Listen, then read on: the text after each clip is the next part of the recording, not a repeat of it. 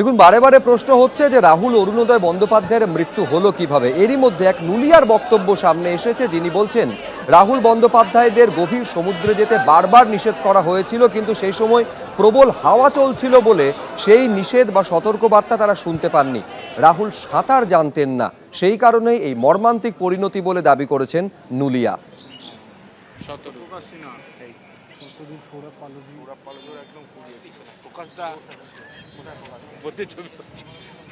ওনাদেরকে বলছি, বারণ করছি যে ওই অত দূরে যাও না, ইয়ে করো না, জল বেশি আছে, জোয়ার বাড়ছে।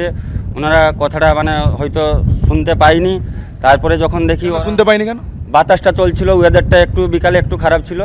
তারপরে যখন আমি ওদেরকে দেখি যে ওরা মানে বেশি জলে চলে গেল, হাত ফাত ইয়ে করলো, তারপরে আমি নিজে গেলাম, নিজে গিয়ে ঝাঁপ করে ওদেরকে তুললাম। আগে কাকে অভিনেত্রী যে ছিল, যে ম্যাডাম ছিল, ওনাকে তুললাম। তুলে ওখানে আমাদের যে একটা লোকাল বোর্ড ছিল, ওনাকে ডাকলাম। ওনাকে ডাকার পরে একটা রশি দিয়ে ওনাকে ধরে রাখলাম।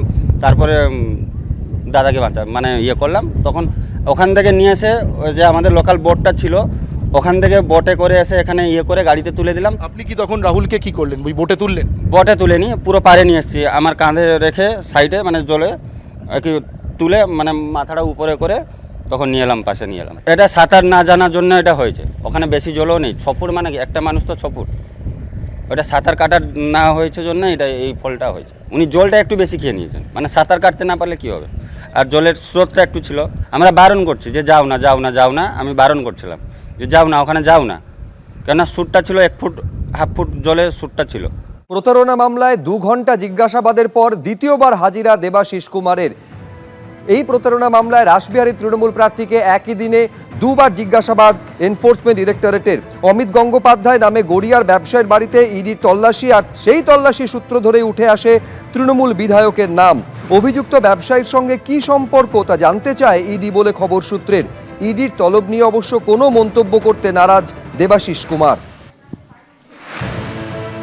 প্রথম দফায় প্রায় 2 ঘন্টা জিজ্ঞাসাবাদের পর দ্বিতীয়বার হাজিরা।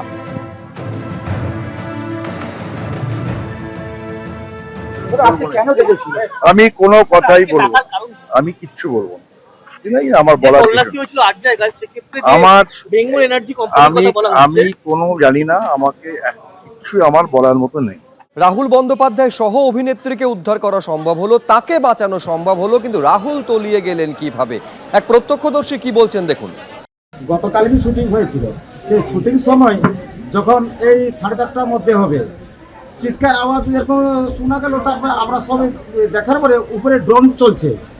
তারপরে আগে হিরোইন কিন্তু ফেঁসে গেছে, এই 1 আঁঠে জল হবে, হিরোইনটা একটু জল হয়ে গেছে। তারপরে হিরোটা ওকে বাঁচিতে যে ও নিজেই ফাঁসিয়ে গেল, সেখানে কাদা ছিল।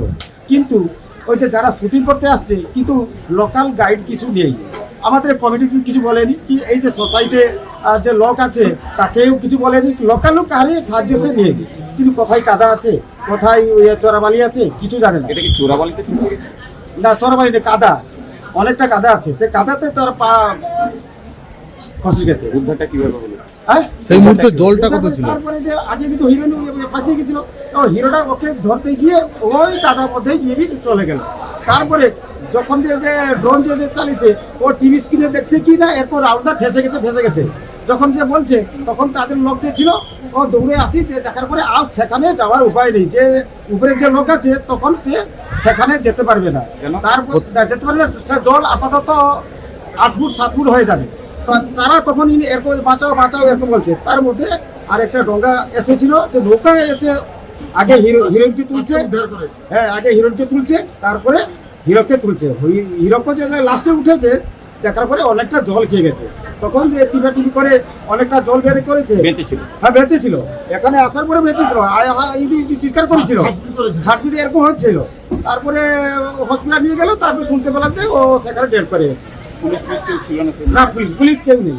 পুলিশ উদ্ধার করলেন আমাদের এই ভোটে পার্টি আমরা নিজে ইচ্ছাকৃত গেছে। তাহলে কি প্রোটেকশন ওরাই মারা গেল কেন না? কোথায় কাদা আছে, কোথায় চোরাবালি আছে, হ্যাঁ এই যে এখানকার যে ভোটে যে প্যাসেঞ্জারি যে পারাপারি করে, ওরা তার সঙ্গে একটা গাইড থাকে। আমাদের এই যে নৌকা এসেছিল, একটা গাইড দেওয়া হয়, কোথায় চোরাবালি আছে, কোথায় কাদা আছে, কোথায় সাপ আছে, কি কোথায় যে কি আছে, ওরা সব গাইড নিয়ে চলে যায়। ওকে বলে দেবে ভাই ওদিকে যাবে না, ওদিকে যাবে না, ওদিকে লাল কাঁকড়া দেখতে পাবেন, ওদিকে ওই রকম ওরাকে গাইড দেওয়া হয়। এমনি এই যে বোর্ডে সূত্রে এমনি তো তারা করেনি। এবিপি আনন্দ এগিয়ে থাকে, এগিয়ে রাখে।